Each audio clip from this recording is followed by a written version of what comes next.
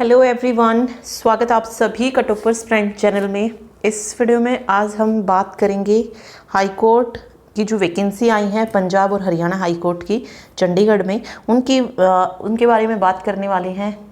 Form fill कब होंगे start, exam का जो पैटर्न है वो क्या रहने वाला है, कौन कौन जो है इस एग्ज़ाम मतलब जो वैकेंसी आई है उनको फिल कर सकता है फॉर्म को। तो सारी चीज़ें जो है इस वीडियो में हम देखेंगे वन बाय वन। तो यहाँ पे आप देख सकते हैं high court of Punjab and Haryana at Chandigarh. यहाँ पे देखिए, candidate can apply online form 6/8/2022 2022 6 तारीख से जो है फॉर्म फिल होने जो है शुरू हो जाएंगे। और जो लास्ट डेट है वो है 27 तारीख, 27 अगस्त। 6 अगस्त से शुरू है और 27 अगस्त जो है लास्ट डेट है इसके। ठीक है, ओके। देखिए यहाँ पे जाके जो है आप अपनी जो भी फॉर्म फिल वगैरह जो करना है वो सब यहाँ पे जाके इस साइट पे जाके आप कर सकते हैं। क्लर्क की ये पोस्ट है। टोटल पोस्ट की अगर हम बात करें तो 759 पोस्ट हैं, जिसमें जनरल की 355 पोस्ट हैं। एससी ऑफ पंजाब, ये आप याद रखिएगा, एससी ऑफ पंजाब। यहाँ पे मजहबी सिख और वाल्मीकि की 82 हैं और जो अदर एससी कैटेगरी में आती हैं उनकी 83 पोस्ट हैं। बीसी और ओबीसी ऑफ पंजाब की 78 पोस्ट हैं। पीएचसी ऑफ पंजाब, जिसमें वीएच और ओएच आते हैं, 7 और 28 हैं। एक्स सर्विसमैन की अगर आप देखेंगे तो जनरल कैटेगरी में 74 हैं, एससी में 33 पोस्ट हैं और बीसी ओबीसी में 19 पोस्ट हैं। ठीक है, यहाँ पे ये बताया गया है कि वीएच और ओएच क्या है, तो विजुअली हैंडीकैप्ड और ऑर्थोपेडिकली हैंडीकैप्ड होंगे। ठीक है, चलिए फिर नोट ये दिया गया है कि वैकेंसी को इंक्रीज और डिक्रीज किया जा सकता है। Benefit of relaxation is age fees and reservation will not be extended to the applicant of reserve category of other states. मतलब जो अदर कैटेगरी मतलब अदर स्टेट्स की जो रिजर्व कैटेगरीज हैं उनके लिए जो है कोई रिलैक्सेशन नहीं है। ठीक है,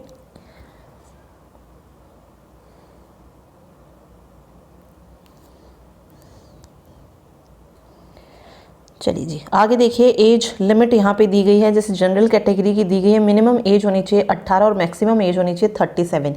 एससी ऑफ पंजाब, जो पंजाब से बिलोंग करते हैं उनकी जो मिनिमम एज है वो 18 है और मैक्सिमम 42 है।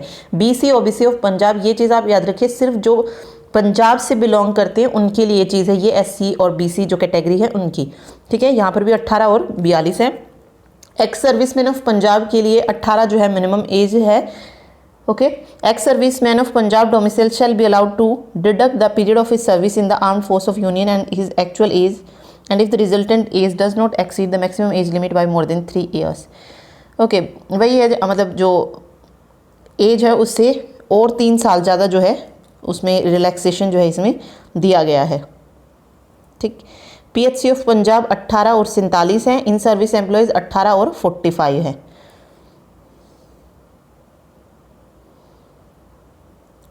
45 ये जो एम्प्लॉय की बात हो रही है वो कोई भी मतलब उसका हो सकता है, या तो पंजाब हरियाणा गवर्नमेंट में हो या किसी अदर स्टेट गवर्नमेंट में हो, हाई कोर्ट में हो, अदर सबॉर्डिनेट कोर्ट में हो या यूटी चंडीगढ़ में हो, मतलब कहीं पर भी जो है एम्प्लॉय हो उनके लिए भी जो है रिलैक्सेशन है और उनकी जो एज है मैक्सिमम वो 45 होगी। ठीक है, क्वालिफिकेशन अगर आप यहाँ पे देखेंगे तो बैचलर डिग्री आपसे मांगी गई है, बैचलर ऑफ आर्ट्स और बैचलर ऑफ साइंस, मतलब जो ग्रेजुएशन है उसकी डिग्री होनी चाहिए। लेकिन उसके साथ में एक और चीज़ है कि जो मैट्रिक है उसमें आपका सब्जेक्ट जो है वो पंजाबी होना चाहिए। ठीक है, and must have proficiency in operation of computers, computer में भी जो है आप मतलब कंप्यूटर भी जो है आपको आना चाहिए और पंजाबी भी जो है एक सब्जेक्ट होना चाहिए। Applicant should fill the condition of qualification on the last date of receipt of application. Okay, तो जो इन कंडीशंस को फुलफिल करे वो फॉर्म को फिल कर सकता है।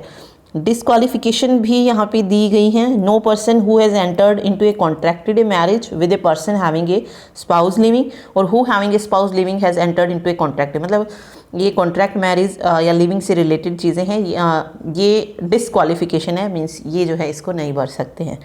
ठीक है, ओके, नहीं एक मिनट, हाँ इसने कहा ना no person shall be eligible. Okay, तो डिस्क्वालिफिकेशन होगी। यहाँ पे पे एंड अलाउंस दिया गया है। चलिए ये अभी हमारे काम का नहीं है तो इसको नहीं देखेंगे। यहाँ पे आते हैं अभी फ़ीस के बारे में। देखिए जनरल की जो फ़ीस है कैटेगरी वाइज दी गई है यहाँ पे 425 रुपये है। एग्ज़ामिनेशन फ़ीस 400 और टोटल आ जाएगी 825 रुपये। SC BC OBC और ESM of state of Punjab 425 और 100 तो टोटल होगी 525 और PHC ऑफ पंजाब 425 और 200 है तो टोटल हो जाएगी 625। ठीक है, ओके चलिए आगे जो इम्पोर्टेंट है, टेस्ट का सेंटर जो होगा मतलब जहाँ पे आपके एग्ज़ाम होगा तो वो पंजाब में कहीं पर भी हो सकता है, हरियाणा में हो सकता है, UT ऑफ चंडीगढ़ हो सकता है, जम्मू कश्मीर, हिमाचल प्रदेश एंड दिल्ली NCR। ठीक है, कैंडिडेट से जो है प्रेफरेंस पूछी जाएगी regarding examination centre in their online application form. ठीक, तो उसी के अकॉर्डिंग आपको फिर सेंटर जो है दिया जाएगा। डेट ऑफ एग्जामिनेशन आप देख सकते हैं अक्टूबर या नवंबर में जो है ये एग्ज़ाम कह रहे हैं कि हो जाएगा। ठीक है, तो मान के चलिए दिसंबर तक लास्ट जो मंथ होगा वहाँ तक आपका ये पेपर जो है हो चुका होगा। ठीक है, तो तैयारी कीजिएगा अच्छे से। ये देखिए पेपर पैटर्न अगर आप देखेंगे तो 2 घंटे का जो है पेपर रहने वाला है। आएगा क्या इसमें, जनरल नॉलेज आएगी और इंग्लिश कंपोजिशन आएगी। जनरल नॉलेज में जो है ऑब्जेक्टिव क्वेश्चंस आएंगे, 50 जो है क्वेश्चन इसमें आप आएंगे। ठीक है, 50 क्वेश्चन आएंगे। टोटल जो है ये 100 नंबर का पेपर होता है जिसमें से 50 जनरल नॉलेज के क्वेश्चन होते हैं और 30 जो हैं 50 ही इंग्लिश के होते हैं, लेकिन इसमें थोड़ा सा बट जाता है। 20 क्वेश्चन ऐसे होते हैं जो ऑब्जेक्टिव आते हैं। ठीक है, मीन्स जो ग्रामर होती है ना, और ज़्यादातर जो है चीज़ें जो देखने को मिलती है सिनोनिम, एंटोनिम्स, वन वर्ड हो गया, इडियम फ्रेज हो गया, इस तरीके के आते हैं, या 1-2 फिल इन द ब्लैंक्स देते हैं वो। ठीक है, ज़्यादा वैसे क्वेश्चन नहीं आते कि आपको बिल्कुल ही डीप जाके जो है ग्रामर को पढ़ना पड़े, पर जहाँ तक मैंने देखा है स्पेशल जो क्वेश्चन पूछे जाते हैं वो सिनोनिम, एंटोनिम्स जो हाँ यही जो है पूछे जाते हैं, इडियम फ्रेज वगैरह हो गए। ठीक है, तो उनको अच्छे से कीजिएगा। 20 मार्क्स की है ये। मिसस्पेल्ड वर्ड हो गया, तो यहाँ से ये जो है हर एक टॉपिक से 3-3, 4-4 क्वेश्चन आपसे पूछेंगे। 2 सिनोनिम हो गए, 2 एंटोनिम हो गए, इस तरीके से जो आपके 20 क्वेश्चन जो हैं बन जाते हैं। अदरवाइज आप प्रीवियस पेपर्स जो हैं वो देखिए, हाई कोर्ट क्लर्क के करवा रखे हैं आपको, वहाँ से आपको एक आइडिया मिल जाएगा कि कैसे क्वेश्चन जो हैं पूछे जाते हैं इंग्लिश के। सब्जेक्टिव में आप देखेंगे तो एसे लेटर होता है, एसे लेटर, प्रीसिस और ट्रांसलेशन। ठीक है, तो ये सारी चीज़ें भी जो है आपको चैनल पे मिल जाएंगी। सब कुछ जो है करवा रखा है। इसके अगर मैं बात करूँ जनरल नॉलेज, तो ये पूरा का पूरा जो है इंग्लिश में ही आएगा पूरा पेपर। जनरल नॉलेज जो होगी वो इंग्लिश में होगी, सिर्फ लैंग्वेज जो रहेगी वो सिर्फ इंग्लिश ही रहेगी। ठीक है, तो सारे के सारे मॉक टेस्ट जो हैं जो कि रिलेटेड हैं हरियाणा इससे Punjab Haryana high court clerk से, वो इंग्लिश में अवेलेबल हैं। और पिछली बार का जो पेपर हुआ था पंजाब हरियाणा हाई कोर्ट का, ज़्यादातर क्वेश्चंस जो थे 50 क्वेश्चंस में से लगभग 40 to 45 क्वेश्चंस उन मॉक टेस्ट में से पूछे गए थे। ठीक है, तो वो ज़रूर कीजिएगा और बाकी चीज़ें भी जो है आप पढ़िएगा। और इसमें आप देखिए 30 मार्क्स के आएंगे। एसे है, लेटर है, प्रेसिस है, ट्रांसलेशन है। ठीक है, अब यहाँ पे देखिए क्वालिफाइंग मार्क्स भी आपको चाहिए 33% in each subjects, but no candidate shall be considered to have qualified the test unless he she obtain 40% marks in the aggregate of both subjects.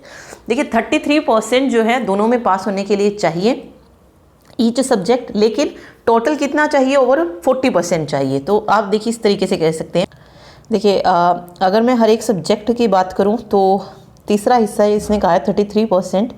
ठीक है, तो 16, 17, 34, 17 मार्क्स आप इसमें बोल सकते हैं, 17 to 18। ठीक है, या 16, 17, तो कम से कम इतने तो आने ही चाहिए। दूसरे में भी इतने ही चाहिएंगे आपको, 17 बनते हैं 34। लेकिन ओवरऑल आपको पास होने के लिए कितने चाहिए, 40%, यानी कि 40 मार्क्स आपके होने ही चाहिए। दोनों सब्जेक्ट में पास होने के लिए 17 ज़रूरी हैं, लेकिन ऐसा ना हो कि आपके एक में आ रहे हैं 40 में से 30 नंबर और दूसरे में आप ले रहे हैं सिर्फ और सिर्फ 14 मार्क्स, तो वो क्वालिफाई नहीं माना जाएगा। ठीक है, वो फिर जो है आगे मतलब उसका एग्ज़ाम आप पास नहीं मान सकते। बेसिक उसके नंबर जो है 40 से ज़्यादा यहाँ पे 44 बन रहे हैं, इसीलिए दोनों में पास होना ज़रूरी है। दोनों में 33% यानी कि 17 मार्क्स आप मान के चलिए। ठीक है, ओके, तीसरा हिस्सा मैंने जो है कर दिया 17, 34, 51। ओके, तो 17 आप मान के चल सकते हैं और ओवरऑल आपको चाहिएगा 100 में से 40 मार्क्स। ठीक, तो बस ये चीज़ इसमें याद रखिएगा। और जो मॉक टेस्ट कराए गए हैं उनको कीजिएगा अच्छे से। ज़्यादा पिछले एग्ज़ाम में जो देखने को मिला था वो मिली थी स्टैटिक जीके, ठीक है। फिर भी आप एक बार पेपर चेक कीजिएगा, और कुछ और चीज़ें हुई तो वो आपके साथ बाद में डिस्कस ज़रूर की जाएंगी, ठीक है। चलिए देखिए, अब यहाँ पे नेगेटिव मार्किंग भी आपको देखने मिलेगी। It is clarified that there will be negative marking in multiple choice question for every wrong answer 1/4 mark would be deducted, यानी कि 0.25 मार्क्स की जो है नेगेटिव मार्किंग भी है। आप ये कह सकते हैं कि 4 क्वेश्चन गलत मतलब 1 नंबर आपका कट, ठीक है, पूरा 1 नंबर इस तरीके से बन जाता है। तो 0.25 है एक क्वेश्चन गलत होने पर, ओके। ये आगे देखिए, furthermore candidates have to type subjective part examination of English composition on computer within the stipulated time period. Okay, आपको जो है इंग्लिश का जो है सब्जेक्टिव पेपर भी होगा, लेकिन वो सब्जेक्टिव तभी चेक होगा दोज कैन मतलब subjective will be checked only if those candidate who secure 33 marks और more marks in general knowledge, ठीक है। लेकिन देखिए क्या कह रहा है कि सब्जेक्टिव पेपर को हम मतलब तभी चेक किया जाएगा जब आप जनरल नॉलेज वाला जो पार्ट है, फर्स्ट पार्ट है, उसमें 33% या उससे ज़्यादा, यानी कि 50 में से 17 नंबर अगर आप लेते हैं तभी आपका दूसरे वाला चेक होगा, और नेगेटिव मार्किंग जो है इसमें होती है, ठीक। ओके, कंप्यूटर बेस्ड ओके, उसके बाद जो है कंप्यूटर बेस्ड टेस्ट होगा। Who qualify the computer based test, the number of candidate are decided by honourable central recruitment committee will be called for computer proficiency test. Okay, उसके बाद जो है जो भी बच्चे जो भी एग्ज़ाम उसको क्लियर कर लेंगे उन्हें जो है फिर कंप्यूटर प्रोफिशिएंसी टेस्ट के लिए जो है बुलाया जाएगा, CPT के लिए, ठीक है। यहाँ पे इसमें दिए गए हैं computer proficiency test shall comprises of 2 parts. इसमें भी 2 पार्ट होंगे। पार्ट 1 में candidate will have to qualify the spreadsheet test, उन्हें क्वालिफाई करना पड़ेगा स्प्रेडशीट टेस्ट को, विच इज़ ऑफ 10 मार्क्स, जो कि 10 नंबर का होगा और 10 मिनट उसका टाइम रहेगा। और इसमें आपको बाई सिक्योरिंग 40% और मोर, दैट इज़ 4 और मोर मार्क्स, 40% मान यानी कि 10 में से 4 नंबर जो है आपको उसमें से लेने होंगे, 4 से ज़्यादा भी आप ले सकते हैं। पार्ट 2 की बात करें तो कंप्यूटर प्रोफिशिएंसी टेस्ट में उसमें क्या आएगा, टाइपिंग आएगी इंग्लिश में at the speed of 3 word पर मिनट, ठीक है। तो ये टाइपिंग स्पीड जो है कैलकुलेट की जाएगी। यहाँ पे कोई फॉर्मूला दिया है, number of words typed minus mistake upon 10, मतलब जितने भी वर्ड आपने लिखे हैं उसके बाद उसमें से जो मिस्टेक होंगी वो माइनस की जाएंगी एंड डिवाइडेड बाई 10, ठीक है। तो इस तरीके से ये होगा।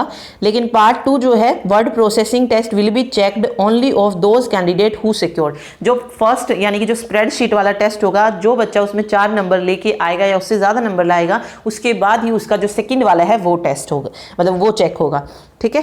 तो इस तरीके से जो है ये एग्ज़ाम होगा। तो the number of candidate as decided by honourable central recruitment committee who qualify both the test, that is computer based test, यानी कि जो पहले टेस्ट होगा ना वो कंप्यूटर बेस्ड होने वाला है। जो आपको ये होगा ना जनरल नॉलेज वगैरह का, ये कंप्यूटर बेस्ड टेस्ट होगा। और फिर ये रहता है कि जो सब्जेक्टिव पार्ट होता है, क्या उसके लिए शीट दी जाती है, तो बिल्कुल वहाँ पे आपको अलग से शीट दी जाती है उसके लिए लिखने के लिए, तो वो भी आपको मिल जाएगी। उसके बाद कंप्यूटर बेस्ड टेस्ट हो जाएगा, साथ में आपको कंप्यूटर प्रोफिशिएंसी टेस्ट को भी जो है पास किया जाएगा। Then will be called for checking of original testimonials interaction, ठीक है। ओके, रिटन एग्जामिनेशन के बेस पर जो है ये क्वालिफाइड कैंडिडेट की जो लिस्ट है वो तैयार की जाएगी कंप्यूटर बेस्ड टेस्ट जो होगा उसकी। देखिए, कंप्यूटर बेस्ड टेस्ट होने के बाद आंसर की जो है वो प्रोवाइड कर दी जाएगी। ऑब्जेक्शन आप लगाएंगे तो जो मिनिमम फीस है वो 25 रुपये है पर ऑब्जेक्शन, मतलब पर क्वेश्चन आप बोल सकते हैं इसको। ये नॉर्मलाइजेशन भी दिया गया है। अब देखिए, जो कंप्यूटर बेस्ड टेस्ट होते हैं ऑब्वियस है अब बहुत सारे बच्चे जो हैं उसको फिल करेंगे, तो मल्टीपल शिफ्ट में जो है आपका पेपर होगा, और मल्टीपल शिफ्ट में पेपर होगा तो ये चीज़ तो आपको पता ही है, किसी का पेपर इजी आता है, किसी का मुश्किल आ जाता है, तो वहाँ पर की गई है नॉर्मलाइजेशन, ठीक है। ये नॉर्मलाइजेशन का एक स्टैंडर्ड डेविएशन मेथड यहाँ पे दिया गया है, तो ये पूरा प्रोसेस दिया गया है, ये देख सकते हैं आप किस तरीके से जो है इसको करना है, ठीक है। बाकी आप अपने पेपर पे जो है ध्यान दीजिएगा और उसी को जो है उसी पे फोकस रखिएगा, क्योंकि ये इनका मेथड है, ये किस तरीके से करेंगे हमें नहीं पता है, तो इस मेथड में मत घुसिए, ठीक है। अपना टाइम वेस्ट क्यों करना जब हमारे काम का है ही नहीं, तो ये ठीक है।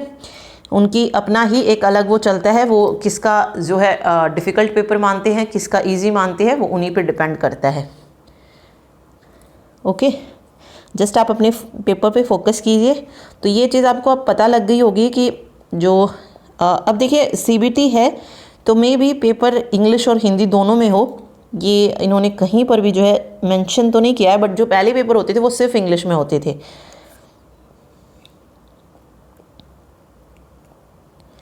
ओके, चलिए ये था पूरा। बाकी अगर इसमें कोई पढ़ना चाहे तो PDF आपको दे दी जाएगी डिस्क्रिप्शन बॉक्स में।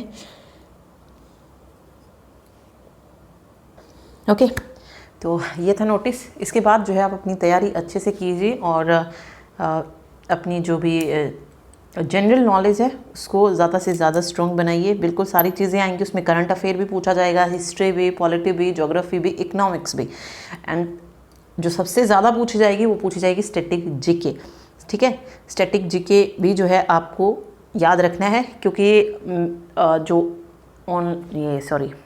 ऑनलाइन जो एग्ज़ाम होते हैं ना कंप्यूटर बेस्ड, उसमें जो ज़्यादा देखने को मिलता है वो मिलता है स्टैटिक GK, और दूसरी जो चीज़ उसमें पूछी जाती है वो पूछी जाती है करंट अफेयर। और करंट अफेयर ऐसे एग्ज़ाम में 2-3 मंथ्स पहले की ही पूछी जाती है, तो लगभग आप 6 महीना पहले की जो है पढ़ सकते हैं, या आप ये कह लीजिए पूरा 2022 जो है 2022 को कवर कर लीजिएगा, जनवरी से लेकर जब तक आपका एग्ज़ाम होता है उस तक पढ़ लीजिएगा। और बिल्कुल बहुत ज़्यादा अच्छे से अगर आप करना है तो जो भी एग्ज़ाम हो उसके 2 से 3 महीने पहले का जो है वो और ज़्यादा अच्छे से कीजिएगा, ठीक है, क्योंकि वहाँ से बहुत ज़्यादा चांसेस होते हैं ऑनलाइन एग्ज़ाम्स में क्वेश्चन पूछने के। ठीक, थैंक यू सो मच।